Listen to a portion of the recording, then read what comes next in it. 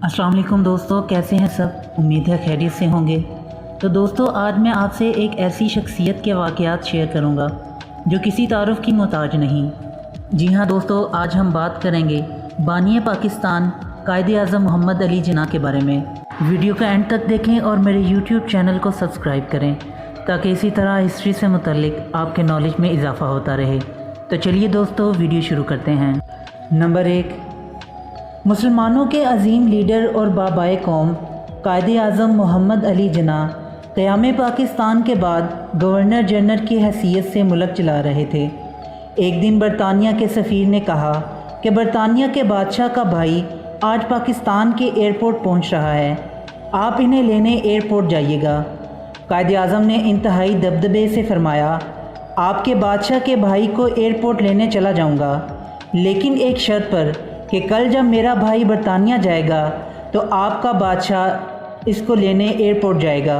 ये सुनकर सफ़ीर अपना समूह लेकर रह गया। नंबर 2, बानी पाकिस्तान कायदे आज़म मोहम्मद अली जिन्ना कुदरती तौर पर बला दर्जे के ज़हीन और हाजिर जवाब थे।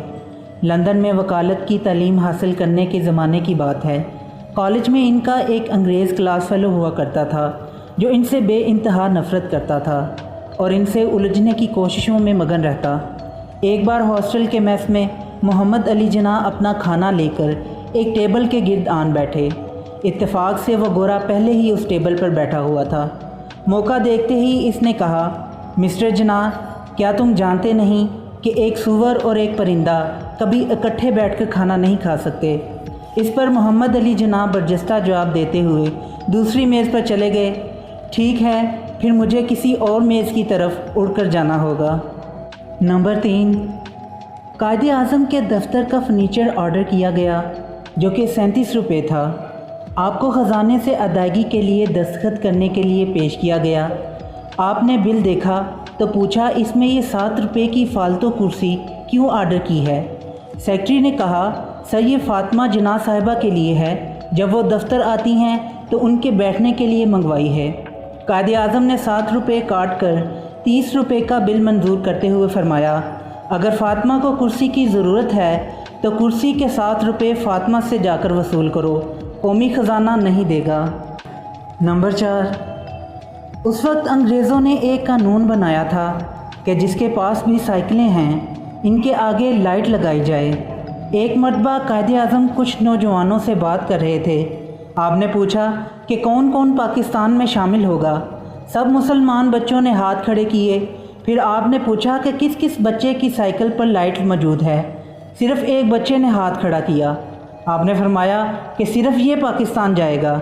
नौजवानों ने वजह पूछी तो आपने फरमाया, जो कानून पर अमल नहीं करता इसे हमारे मुल्क में रहने का कोई हक़ नहीं। नंबर 5, 1920 में जब कायदे आज़म मोहम्मद अली जिन्ना की शादी हुई तो उन्होंने अपने गुसल खाने की तामीर में उस वक्त के 50,000 रुपये खर्च किए। मगर यही जब गवर्नर जनरल के ओहदे पर फाइज हुए तो कायदे आज़म 1.5 रुपये का मौज़ा लेने से इनकार कर देते हैं और कहते हैं कि गरीब मुसलमान मुल्क के गवर्नर को इतनी महंगी चीज़ नहीं पहननी चाहिए। नंबर 6, एक दफ़ा आप गाड़ी में कहीं जा रहे थे तो एक जगह रेलवे ट्रैक बंद हो गया। आपका ड्राइवर उतर कर वहाँ पर मौजूद शख्स से कहने लगा कि गवर्नर जनरल आए हैं, ट्रैक खोलो। मगर हमारे अजीम लीडर और बानी पाकिस्तान ने फरमाया कि नहीं, इसे बंद रहने दो, मैं ऐसी मिसाल कायम नहीं करना चाहता जो प्रोटोकॉल पर मबनी हो। पीर जमात अली शाह अपने दौर के बहुत नेक सीरतुल्लाह के बंदों में शुमार होते थे। उन्होंने एक दफ़ा कहा कि मोहम्मद अली जिन्ना अल्लाह का वली है।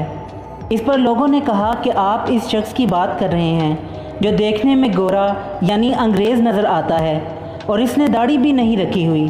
तो अमीर मिल्लत पीर जमात अली शाह साहब ने फरमाया कि तुम इसको नहीं जानते, वो हमारा काम कर रहा है। पीर साहब के इस दौर में तकरीबन 10 लाख मुरीद थे। आपने ऐलान फरमाया था कि किसी ने मुस्लिम लीग और कायदे आज़म को वोट ना दिया तो वो मेरा मुरीद नहीं।